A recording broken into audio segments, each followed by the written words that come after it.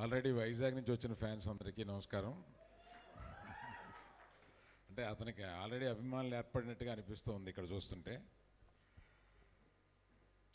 నేను వచ్చే ముందు మనల్ని ఎందుకు పిలుస్తారు ఈ ఫంక్షన్కి ఆలోచిస్తే, ఒక గొప్ప భవిష్యత్తుని దృష్టిలో పెట్టుకుని ఒకళ్ళు ఒక రంగ ప్రవేశం చేసే ముందు ఆ రంగంలో ప్రముఖులను కొంత అనుభవం ఉన్న వాళ్ళను పిలిచేది. ఎందుకంటే వారి దీవెనల కోసం, వీళ్ళందరి దీవెనలతోటి అతను ఈ ప్రొఫెషన్లో ముందుకెళ్ళాలని చెప్పి మనల్ని అందరినీ పిలుచుంటారని చెప్పి.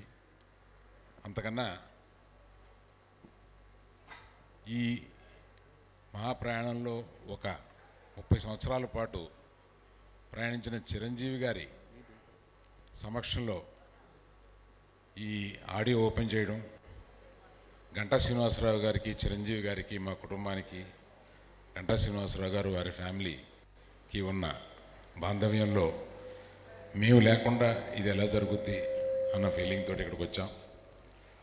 ఎవరికైనా ఇక్కడ విజయం సాధించడానికి ఫస్ట్ కావాల్సింది కడుపులోంచి వచ్చే ఒక కసి లాంటిది ఉంటే ఎవరైనా ఏదైనా సాధించగలరు.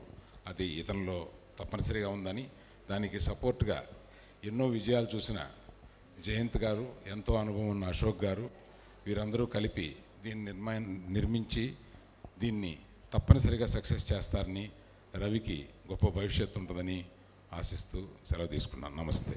Thank you sir. అలాగే కళాబంధు టి సుబ్రహ్మరెడ్డి గారిని మాట్లాడాల్సిందిగా కోరుతా ఉన్నాం. అందరికీ